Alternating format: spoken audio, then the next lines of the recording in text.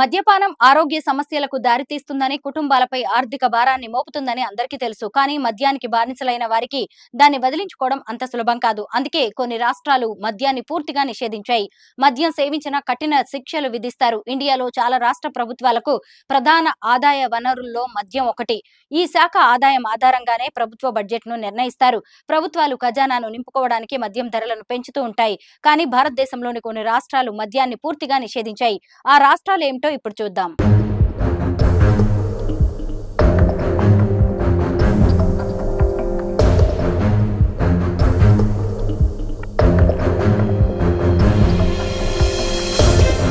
April 2016లో Bihar రాష్ట్ర వ్యాప్తంగా మద్య నిషేధం అమల్లోకి వచ్చింది. నేరాలను అరికట్టే ప్రయత్నంలో భాగంగా మద్య నిషేధాన్ని విధించింది ప్రభుత్వం. ఈ నిర్ణయం బాగానే ఉన్నా మద్యం అక్రమ రవాణాను అరికట్టడంలో ప్రభుత్వం విఫలమైంది. పొరుగు రాష్ట్రాల నుంచి బీహార్ కు మద్యం ఏరులై పారుతోంది.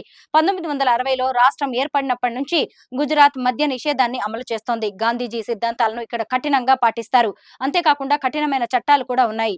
ఇలాంటి రాష్ట్రంలోనూ ఎన్నికల సమయంలో రహస్యంగా మద్యం అమ్మకాలు జరుగుతున్నాయన్న వార్తలు వినిపిస్తుంటాయి.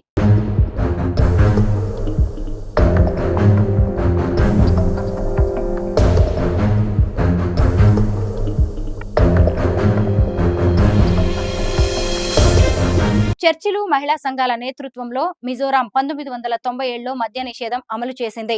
2015 నుంచి 2019 మధ్య కాలంలో నిషేధాన్ని ఎత్తివేశారు. అయితే తిరిగి నిషేధం అమలు చేశారు. మద్యం అమ్మకాల నిషేధంపై ఇక్కడ ఇప్పటికీ తీవ్ర చర్చలు జరుగుతున్నాయి. లక్షద్వీప్ లో కఠినమైన మద్యపాన చట్టాలు ఉన్నాయి. ద్వీపంలోని కొన్ని రిసార్ట్లకు మాత్రమే మద్యం అమ్మకాలు, వినియోగాన్ని పరిమితం చేశారు. లక్షద్వీప్ ఒక ప్రసిద్ధ పర్యాటక ప్రాంతం కాబట్టి రిసార్ట్లలో మాత్రమే మద్యం లభిస్తుంది. లక్షద్వీప్ లో స్థానికంగా మద్యం అమ్మకాలను పూర్తిగా నిషేధించారు.